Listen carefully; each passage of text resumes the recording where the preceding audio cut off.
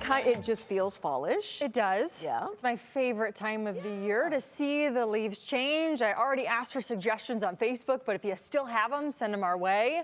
You know, there's always something to Northeast Ohio. You can go check them out in one location and then you hop over to the other and the leaves can still look a little different. So climatologically speaking, when do we hit peak of changing of the colors?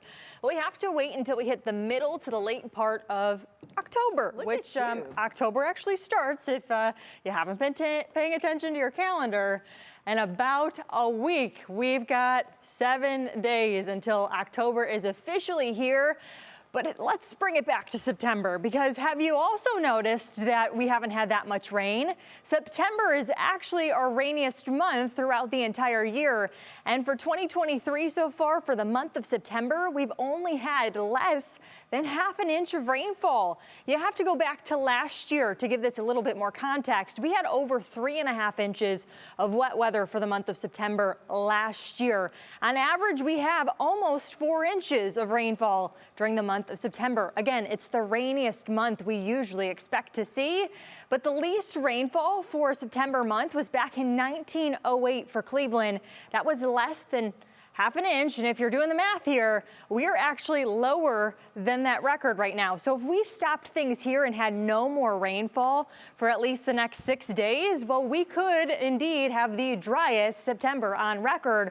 We've got chances in the forecast. I tweeted out, so we have a chance for rain. We do. It's not super heightened. I think we'll pick up more intensity with wet weather as we zoom closer to Wednesday and then again by Thursday. But it's going to seem like we do the exact same thing over and over again for the next 5 days until we hit Friday. We work in more sunshine, but our average high is in the low 70s. We will trend below that by a few degrees from tomorrow all the way through Thursday. By Friday, we're much closer to where we should be, and it will seem like more of a, fallish day for you to get out and actually enjoy. Unless you like the doom and gloom, we're going to be sitting in it for the next couple of days. We've had a little mist and drizzle to contend with, really aimed at Erie and Lorain County. What you're seeing closer to Cuyahoga County, that's reflectivity, so nothing to really talk about there. But there has been a little wet weather and nothing that's going to amount or change that we're still less than ½ inch.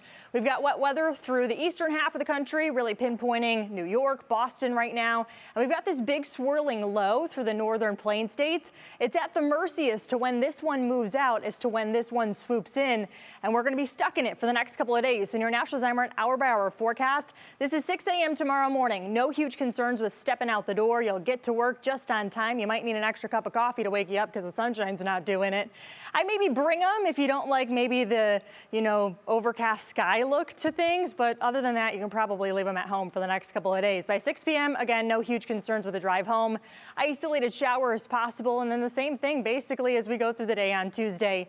And your Union Home Mortgage exclusive 10-day forecast. We've got our next Browns game and hopefully another victory Monday to talk about in a week's time. Temperatures will get warmer. We get sunnier by next weekend, and we've got a lot to look forward to, Lena, including October. Are you ready? Yes, we are. Thanks so much, Peyton.